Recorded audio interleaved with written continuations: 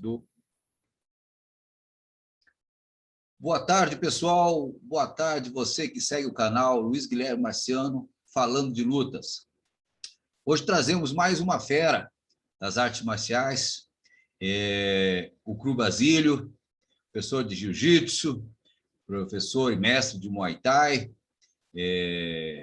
professor também da CBM aqui nos nossos cursos, principalmente nos cursos online, personal fighter, enfim, professor de educação física.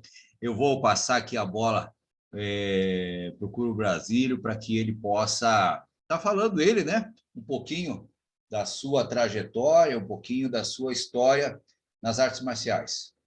Mestre Basílio, prazer revê-lo. Soube que esteve meio adoentado aí, espero que esteja tudo em ordem, já esteja 100%. Mestre, fala um pouquinho aí da sua história, conta um pouquinho da sua trajetória nas artes marciais, na educação física, enfim, a bola é sua. Legal. Pessoal, prazer estar aqui mais uma vez. A primeira vez aqui com essa entrevista individual, mas a gente já vem fazendo um trabalho ao longo desse período crítico aí, junto à CBM, e eu vou ser bem breve na minha apresentação. Acho que o ideal é que a gente possa usar esse tempo para trazer um assunto bem mais interessante. Mas eu sou formado em educação física, já tem alguns bons anos. A gente nunca para de estudar, e aí eu fui atrás de uma pós-graduação em artes marciais. Eu concluí essa pós-graduação o ano passado, o ano retrasado, se eu não me engano. E dentro das minhas caminhadas, dentro do caminho marcial, eu comecei bem cedo, por influência dos meus pais. Minha mãe dava aula numa escola pública e lá tinha judô. Então, eu comecei com 6 anos no judô. Foi a minha primeira experiência no tatame, ainda aqueles tatames de lona palha, com né? serragem. Palha, é. E a gente... Eu lembro... Eu vejo hoje em dia o pessoal às vezes reclama: ai, lasquei o pé aqui nesse EVA, deu uma torcidinha no... não sabe o que é enroscar o dedão do pé no vão daqueles tatames. Isso que eu ia dizer, não sabe o que é entrar no tatame às 8 horas da manhã, o tatame gelado, você tirar o seu sapato e pisar naquele tatame gelado. Tem gente que reclama com a barriga cheia, né? Tem gente que acha ruim da densidade do tatame de EVA, não conhece um tatame de palha, né? Não sabe o que é fritar o joelho num tatame de palha. Enfim, eu comecei lá com os meus 6 anos, nessa caminhada com o judô, e aí fui passando por outras artes marciais. Algumas eu concluí, algumas eu não tive oportunidade de dar continuidade, mas eu fiz karatê, eu fiz kung fu, e assim foi como muitos outros. Mas ao longo dos anos a gente vai amadurecendo e criando oportunidades. Então eu fui treinar o Muay Thai e depois consegui a minha graduação com o Muay Thai, primeiramente lá com o mestre Miyagi de uma outra organização, e depois o meu arjanato aqui pela CBM com o mestre Guilherme, e estamos junto aí. Também sou graduado, segundo dan de taekwondo, de kickboxing, primeiro dan de taekwondo pela liga. Com o kickboxing eu estou vinculado à CBKBT, e com o jiu-jitsu pela Liga Brasileira, junto ao mestre Rafael.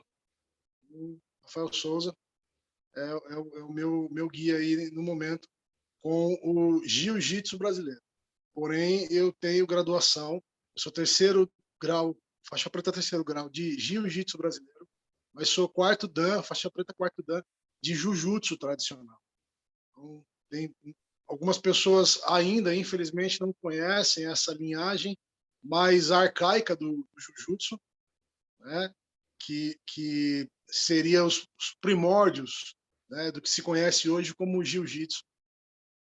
Mas como o judô também, né? Porque Kodokan, exatamente, é, Kodokan também. a partir É, daí tem muita gente que não conhece, a partir daí muita que o gente não Jimoro sabe. Kano codifica tudo, né? Mas a partir do jiu-jitsu, né? Sim, Ele mantém o Ju, né? Porque a palavra é Ju, não é Gil. E aí ele começa a desenvolver. E ele desenvolve não só o jiu-jitsu, passa a ser o judô, né? Que é o que o imperador queria. Inclusive, ele é um dos responsáveis pelo ressurgimento do Karatê-Do, que ele vai atrás, ele resgata, né? É, sim.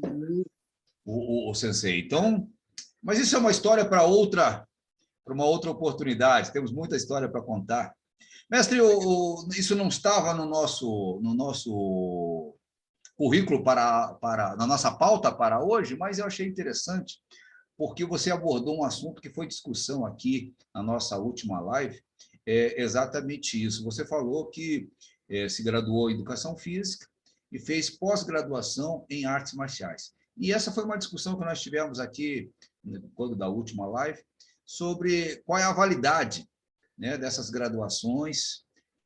Hoje em dia nós temos faculdade oferecendo graduação em artes marciais, além da pós-graduação em artes marciais. Quando a gente sabe, por que a pergunta, né? Quando a gente sabe que hoje, para você dizer que você se formou em artes marciais, são pelo menos 10 anos, não tem como fazer menos do que isso, são 10 anos de prática, de frequência, de treino, de luta, de labuta, para você conseguir chegar a uma formação, seja no jiu-jitsu, no judô, no aikido, enfim. E quando na educação física, você terá no máximo um semestre para falar de todas as artes marciais. Né? Então, é uma das coisas que a gente questiona muito.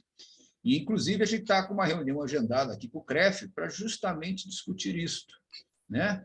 Porque tem muita gente se apegando a este curso para sair ministrando aulas aí de Thai Fight, bom, essas variantes aí do Muay Thai que estão virando moda, são professores de educação física que fazem uma pós-graduação de 3, 4 meses e se sentem capacitados para dar aula de Muay Thai, de judô, de seja o que for, né?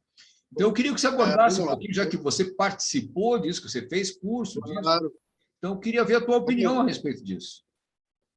Bom, de antemão, eu digo que, assim, é um fato, infelizmente, eu vejo que existem muitos instrutores, professores, mestres de artes marciais, independente da modalidade, que faz aquele processo de repeteco. Né? O que ele aprendeu como um atleta, ele repassa aquilo nas aulas e não muda.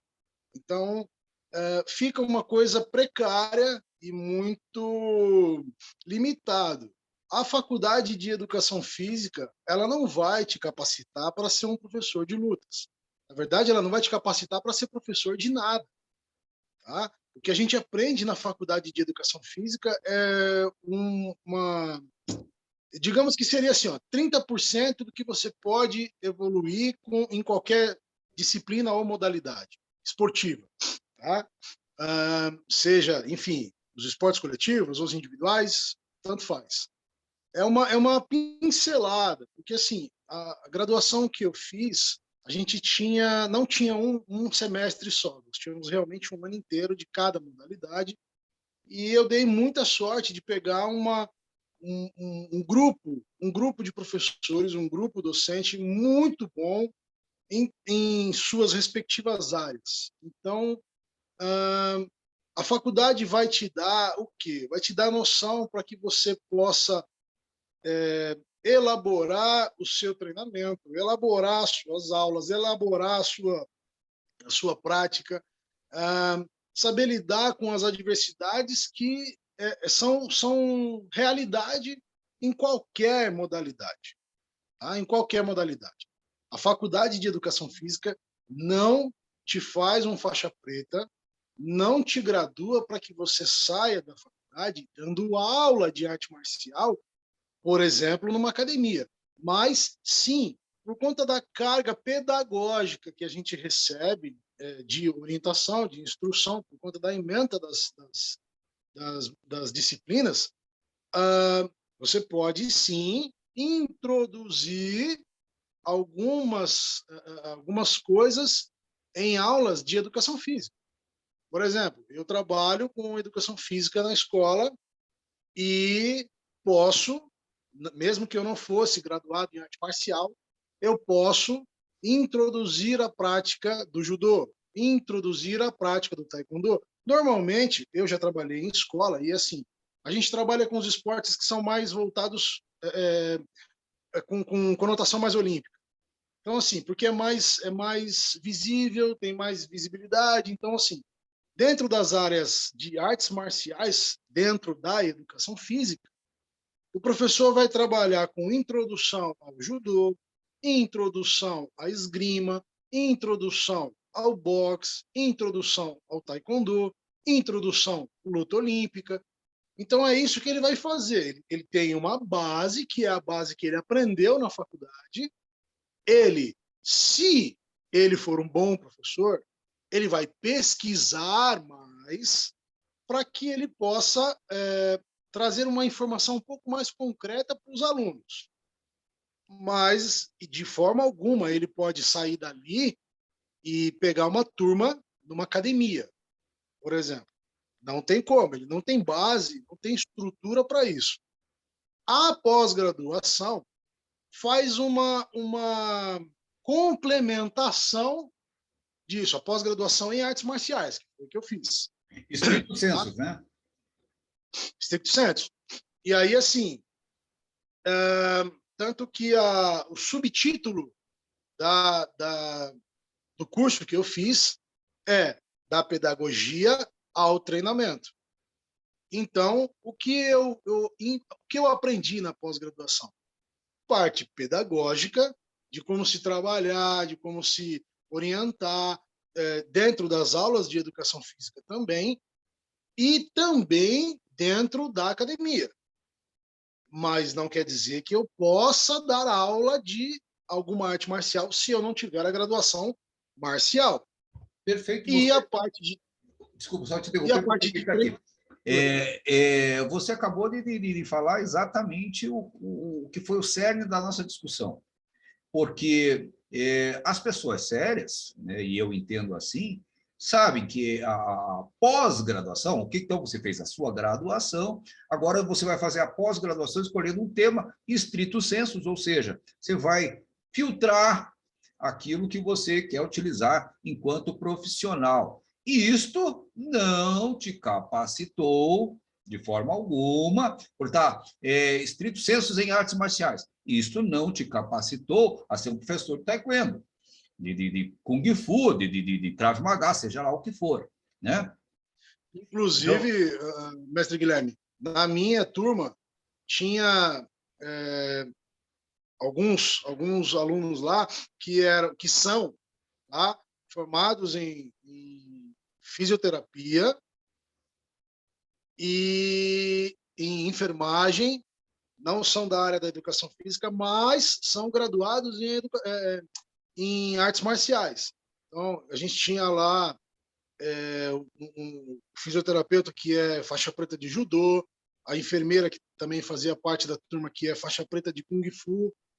Então, assim, eles foram buscar a pós-graduação, tanto que na pós-graduação eu tive algumas disciplinas que eu também tive na graduação acadêmica na faculdade. Por quê? Porque a intenção é realmente capacitar essas pessoas que já trabalham com arte marcial. Então, assim, o stricto sensu, ele vai afunilar dentro do que você já faz ou do que você já permeia como uma profissão. Então, eu não sei o que fazer. Eu vou fazer educação física porque é só jogar bola.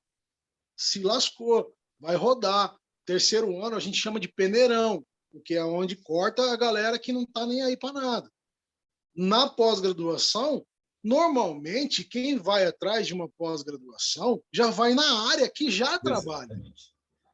Ah, eu sou jogador de futebol, fiz faculdade de educação física e agora eu quero me especializar e eu vou fazer uma pós-graduação. Você vai fazer pós-graduação em quê? Em fisiologia do exercício?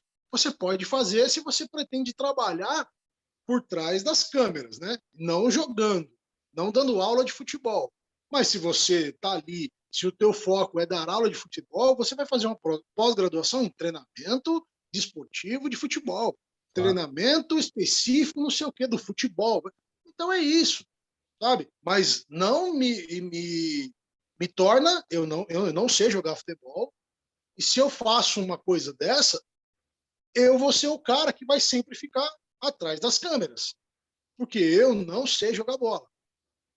E Mas, não vai adiantar, porque se bater a bola no meu pé, na hora todo mundo vai descobrir que eu não sou um jogador. mas, Basílio, foi mais ou menos isso, de maneira invertida, que nós fizemos durante este ano todo, trazendo estas diversas matérias para os professores de artes marciais que estavam interessados, principalmente nesse último curso que nós abordamos diversos temas, quiropraxia, massagem tailandesa, Krav Krabong, Wai Kru, técnicas e nomenclatura, personal fighter, preparação de atletas. Nós abordamos um tema bastante vasto, fazendo exatamente de maneira invertida o que a faculdade faz enquanto atua junto ao pós-graduando, né? Então, eu admito que isso é fundamental. Admito não, eu acho que isso é fundamental para o bom desenvolvimento do profissional.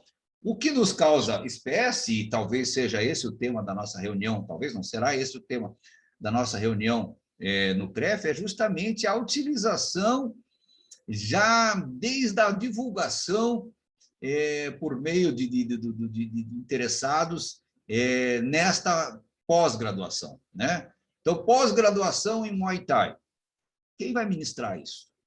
Vão trazer algum tailandês aqui para ensinar as técnicas de pós-graduação de Muay Thai? Se a gente sabe que nem no nosso meio se domina essa técnica, imagina trazer isso como pós-graduação. Então, sabe, essas coisas é que me causam uma certa espécie, e enquanto presidente da confederação, eu devo efetivamente defender os interesses dos nossos filiados. Então, esse será o motivo da nossa reunião. E estou falando em Muay É Thai. uma reunião muito bem-vinda, uma reunião muito bem-vinda, porque assim, eu acredito que existe, apesar do CREF não ter mais essa supremacia quanto às artes marciais de modo geral, eu acredito que precisa ter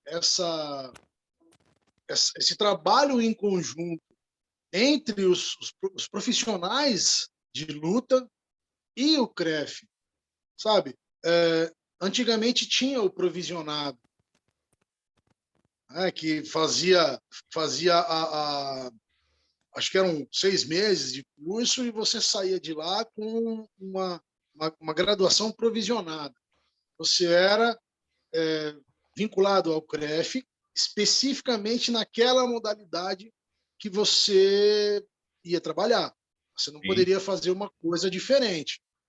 Então, eu sou professor de Muay Thai e eu quero fazer o curso de provisionado do CREF. Beleza. Você vai sair dali com uma documentação de provisionado e você não pode atuar em outra área que não seja aquela. Comigo mesmo eu tive esse problema. Eu tive que optar. Eu tinha muitos anos de instrutor de musculação e eu tive que optar ou pela musculação ou pela arte marcial, ou pelo Muay Thai, né? E que eu optei, né? Então, exatamente o que você está dizendo. Sabe? Deixar a coisa muito clara. O que pode, o que não pode, o que é certo, o que é errado. Porque você sabe que foi o que a gente fez naquele curso de personal fighter. Justamente um dos temas foi esse. O que eu posso fazer, o que eu não posso fazer, ou não deveria. Porque você sabe que no nosso meio é um meio fértil para a picaretagem. Se você der uma chance, uma vírgula vira uma frase. Então, eu, por exemplo, tenho muito medo nesse. Eu fui muito resistente no começo, quando surgiu a ideia de se dar esses cursos online, porque eu sei que até nos presenciais, quando eu dava um curso de capacitação, de qualificação técnica, o cara já achava que aquilo ali eu estava passando uma formação para ele. Então, ele pegava aquele certificado, eu sou formado porque eu fiz esse curso. Não, o curso ele vem a somar, mas de forma nenhuma ele substitui a sua graduação. Não é um curso que você fez em 3 dias que vai substituir 10 anos de tatame, né? Ah, eu Então, trabalhei durante muito tempo, trabalho ainda com Tai Chi Chuan. E eu tenho alguns alunos, formei algumas turmas de instrutores, só que foi um curso assim, prolongado, foram meses de treinamento, mais. E aí teve uma época, tem um evento anual, que é o ENAF, que é um evento de educação física, e em um desses eventos teve a modalidade de Tai Chi Chuan. uhum. Só que o ENAF, ele faz uma apresentação, ele faz uma espécie de um cursinho de um dia, de horas, né? De 3 horas, um cursinho de 3 horas. E aí o cara fez esse curso e saiu por aí dando aula, até a gente saber dessa pessoa em si, né? E aí fomos atrás dele para saber, olha, mas e aí, né? Qual é a sua linhagem, a sua formação dentro desse. Ah, não, mas é porque eu treinei com fulano. Aí você, quem está na área sabe. É a mesma coisa que eu falar assim, não, eu treinei com o mestre ping-pong. Uhum. Como assim, cara? Sabe? Você não tem esse cara na linha de Ajanato, não tem, não existe esse cara. Então, não vai acontecer. E aí, isso também aconteceu com o MMA. Eles É, também fizeram, em uma época, quando estava no boom do MMA, teve um desses eventos também, que aconteceu, na verdade era outro evento, o Fitness Brasil, que também pipocou gente aí fazendo curso de MMA, achando que ia sair dali capacitado para dar aula de MMA. não, teve gente que E, dizia que era professor de MMA. Mas como assim? Você é formado em quê? Não, eu sou professor de MMA. MMA é mistura de artes marciais, então eu sou formado em tudo. Ah, tá. Então não vamos discutir mais, né? É, é, e você acompanhou os cursos que a gente ministrou, e eu sempre disse, eu acho que para o jiu-jitsu, para o Muay Thai, até para o wrestling, o MMA foi o mal. Há quem diga que é um bem. Eu não concordo. Eu acho que disseminou uma cultura da anticultura, uma cultura que veio sem fundamentação, e hoje a gente vê os resultados disso aí, né? A quebra hierárquica, a quebra do respeito, da disciplina, da filosofia das artes marciais. Isso, aquele atleta que foi preparado para lutar em MMA, ele não passou por isso. Ele simplesmente foi preparado para ser um grande atleta, um grande lutador, mas não foi preparado para ser um professor, para conhecer a olha, eu, fundo. eu arrisco dizer que até, por exemplo, eu não vejo o MMA como uma arte marcial, assim, como uma Sim. modalidade esportiva, assim como o boxe, assim como o jiu-jitsu esportivo, né? Então, mas infelizmente eu vejo que o boxe, por conta até da sua antiguidade, ainda mais respeitoso do que o MMA. Apesar dos showmans, né, que tem aí, que eu sou absolutamente contra isso. Não, eu abomino mesmo esse tipo de atitude antidesportiva, mas eu vejo que o boxe, quando você entra para treinar boxe, quando você começa a treinar boxe, existe inclusive a Confederação de Boxe, onde a pessoa se torna um treinador de boxe. Sim, E sim. no MMA isso não existe. Então, ou deveria existir, talvez, não sei, né? Quem sou eu para falar alguma coisa nesse sentido? Mas eu acredito que poderia sim existir essa conduta, né? E, infelizmente, é o que acontece.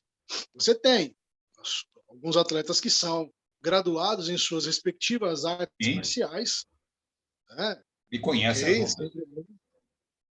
sem problema, né? E eu admiro muito, principalmente aqueles que são oriundos do karatê, porque eles por conta do karatê, né, têm um certo respeito a mais dentro e fora do octógono, né? Mas por conta da sua conduta dentro do karatê Isso. e não fora disso, né? Mas, enfim. Mestre Basílio, você veja que nós nos alongamos aqui numa outra pauta, que não era a pauta que a gente tinha organizado para hoje, já estamos falando até de MMA.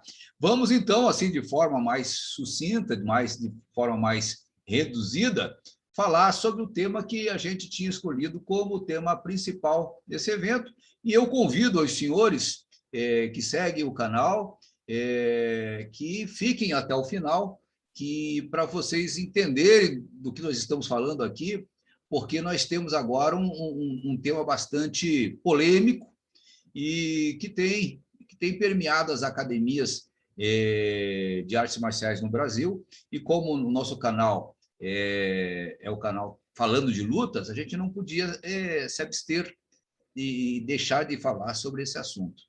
Então, sem ser uma crítica dirigida a ninguém, mas nós vamos mostrar aqui um pouquinho do que nós temos visto e vamos declinar aqui o nosso ponto de vista a respeito, né? Se outros tiverem outros pontos de vista, né?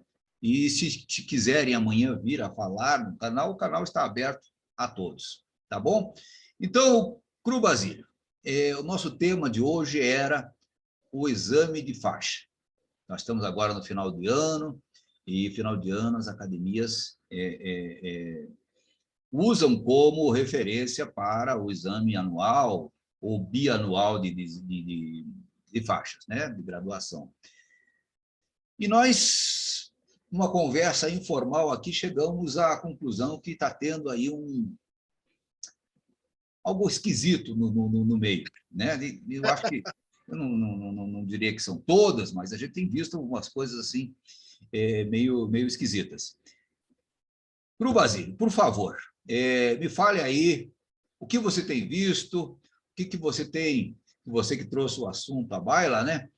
O que você tem visto, o que tem te chamado a atenção, positiva ou negativamente, nesses exames atualmente?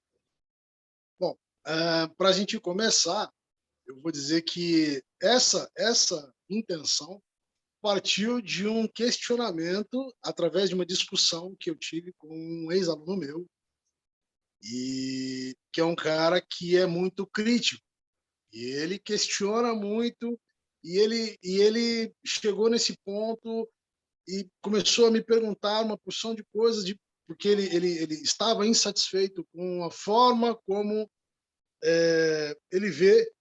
Ele já não treina comigo há muitos anos, mas ele assim, ele vê as graduações por aí, e ele, extremamente insatisfeito, veio conversar comigo, e a gente chegou nesse ponto de como são feitas as graduações e por que elas são feitas dessa forma.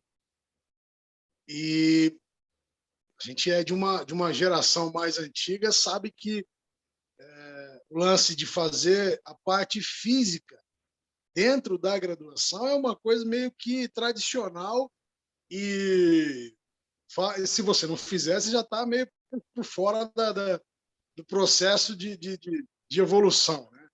Só que eu acredito sim que dentro da evolução, tudo, né, a tecnologia e tudo mais, os estudos, as pesquisas, E aí eu acredito que hoje em dia isso já não se faz mais necessário. Mas por que que eu vou, como eu já presenciei, por que que eu tenho que avaliar o meu aluno ou participar de uma graduação que demora 18, 16, 14 horas? O que é que tem que ser avaliado, que tem que ser observado no aluno que precisa de tanto tempo assim para que eu possa observar? Por que colocar o aluno para fazer, por exemplo, 10 quilômetros de corrida? E em tempo, quanto tempo?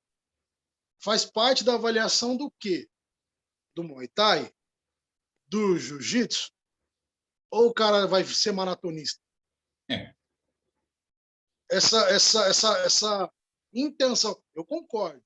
Concordo que assim, tá todo mundo, por exemplo,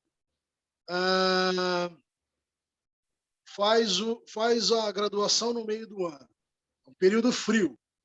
Pessoal, olha, vamos dar uma aquecida, vamos fazer um aquecimento, vamos fazer uns polichinelo, umas flexãozinhas, um alongamento bem legal, vamos fazer um negócio para esquentar porque está frio? Ok, tudo bem, concordo, mas vamos fazer 1000 polichinelos, 300 flexões de braço. E, bom, o mestre é de uma geração ainda antes da minha, sabe que isso aí, né, era uma coisa normal. Eu passei por isso, sabe? Ficar parado com a perna só, naquela poncancal, né? Aquela posição de bloqueio, e ficar lá, sabe? 30 minutos. Baixava a perna, tomava varinhada. Eu vim de uma época, por exemplo, começo com o judô, né? Começo com o judô lá há 50 anos atrás.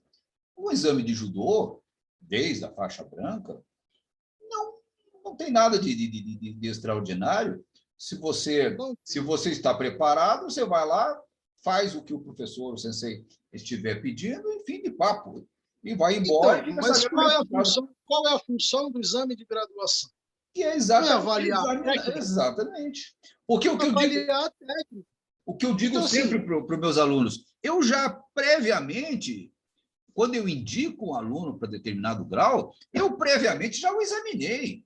Ele só vai passar. você já avaliou esse aluno o ano inteiro. Exatamente. Você sabe que ele faz polichinelo, você sabe quantos polichinelos ele faz, você sabe o tanto de flexibilidade que ele tem, o quanto que ele consegue abrir a perna, quantas flexão de braço ele aguenta, quantos abdominal esse cara aguenta. Você sabe, e os professores sabem. Vamos supor que eu não sou o seu, a gente não está na mesma cidade, e você vai avaliar os meus alunos. Então, você não conhece nenhum deles. O que você precisa avaliar dos meus alunos? Se o cara sabe o que é e como é que faz um soco, E o um domínio da chute, técnica, né? acabou. Você veja, eu sou examinador nacional. Eu examino alunos de diversos professores e eu parto do pressuposto que o cara indicou e ele não é louco. Então, se o professor indicou o aluno e não quer passar vergonha, sabendo que sou eu que vou examinar, ele vai preparar esse aluno. Então, se ele vai examinar, se ele vai indicar ele para um amarelo, verde, azul, seja lá qual for, ele sabe o que ele está fazendo. Então, por exemplo, já está com 50% de aprovado. A não ser que ele seja muito ruim, que ele consiga me provar que nada daquilo ali está certo, ele vai ser reprovado. Agora, Olha, eu não estou lá nesse papel. isso já aconteceu comigo, de acompanhar a graduação de um outro amigo, que também é professor, e ele pedia para o rapaz fazer soco, um determinado soco, e o rapaz fazia outro. E aí ele pedia um determinado chute, o rapaz fazia outro. E assim, só que eu falei, peraí, para um pouquinho, cara, vem cá, você tá nervoso? Ele, não tô não. E a mão tremia mais que E vai. isso é uma coisa que acontece. E não são 1000 polichinelos que vão mudar isso. Não, em uma das minhas graduações do Taekwondo, se eu não me engano, para de faixa vermelha para faixa vermelha ponta preta, eu errei o Poncê, porque a gente faz 2 Poncê, né? Faz o da faixa e faz o anterior. Eu errei, eu troquei o nome.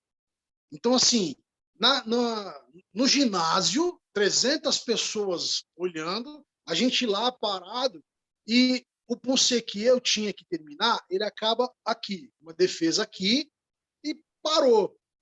O Poncê que seria o próximo, você avança e dá um soco para frente e dá um grito. Então, assim, as 8 pessoas, nós estávamos em 8, as 7 pessoas que estavam comigo pararam aqui, ó. E eu dei aquele gritão no meio do ginásio. Sozinho, aquele negócio assim, totalmente vergonhoso. Eu errei esse Poncê 4 vezes. Até o mestre parar e falar assim: olha, você está trocando um pelo outro. Mas não está errado. Desculpa, eu não errei. Desculpa te interromper. Eu, inclusive, tenho como usual meu, eu corrijo os alunos sem detrimento da nota. Né? Como eu digo, o exame faz parte do aprendizado. É a hora que o cara está se pondo à prova. E se ele está errado, eu falo, não é isso, é isto. E aí ele vai e me mostra novamente, e assim, e ele me mostra que domina a técnica. Porque eu como avaliador, o que eu estou lá vendo? Eu estou analisando, na verdade, muito mais o trabalho do professor do que o trabalho do aluno. E é o aluno que está ali representando o professor. Então, eu sempre digo isso, olha, quem está sendo posto a prova é você que está indicando. Então, indique certo, tá? Porque senão depois é você que vai ouvir. Se o cara chegar aqui e mostrar que não sabe nada, você indicou ele para quê? Né? Para ele passar vergonha, para você, né? Então, eu cobro isso. O domínio da técnica, primeiro, né? E aí tem uma série de posicionamentos ali, como é que ele faz, qual é o condicionamento, e tudo isso a gente vê, sabe, com a experiência de você examinar diversas vezes, mesmo grau, você já percebe se está condicionado, se não está condicionado. Não precisa mandar fazer 1000 polichinelo correr 10 quilômetros, isso não existe. Né? Isso não existe. Você vai fazer um exame lá na Tailândia, o cara dá risada da tua cara se for fazer um negócio desse. Você mal aquece. Você mal aquece, o cara passou uma vez, tem que repetir, pronto. Sabe? Sim.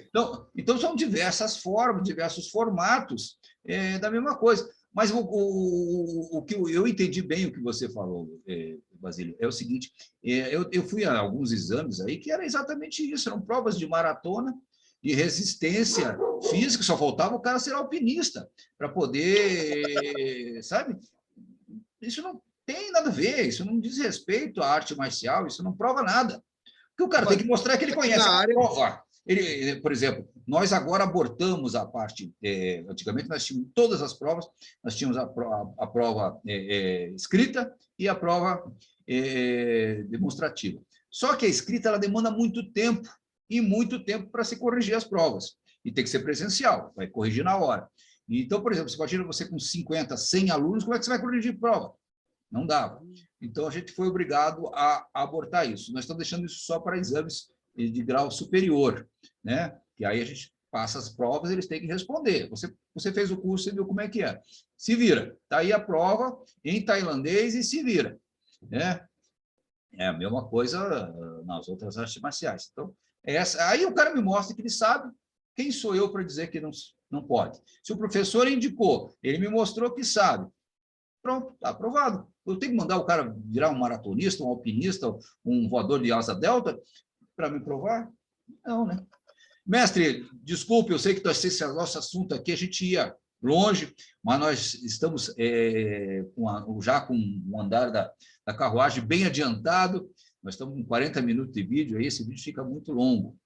E o pessoal, o que eu pediria a vocês que assistiram, que ficaram até o final, se tiverem alguma coisa, coloca lá nos comentários, fala o que vocês acham a respeito dos assuntos que aqui foram abordados, né? A pós-graduação nas artes marciais, os exames, nós falamos de diversos contextos aqui. Vocês acham que alguma coisa está em desacordo com o que vocês aprenderam, o que vocês acreditam? Por favor, deixe seus comentários sigam a gente no canal e divulguem os nossos vídeos se estiverem gostando, tá bom? Meu querido amigo Cru Basílio, foi um prazer incomensurável ter esse papo com você. Vamos ter outros, né? Você veja que nós temos muito assunto pela frente ainda. Verdade, verdade. Eu agradeço mais uma vez a oportunidade e espero estar aqui outras vezes. Estará com certeza. E vamos aproveitar, desejar um Feliz Natal a você, a sua família, que você está de toquinho aí, e aos integrantes do canal. Outros vídeos vamos colocar. Hoje mesmo estaremos colocando alguns vídeos do Campeonato Sul Brasileiro que teve agora lá no litoral paranaense. Vamos estar divulgando alguma das lutas que ocorreram lá. Senhores, uma boa tarde a todos e vamos em frente. Um abraço. Até mais.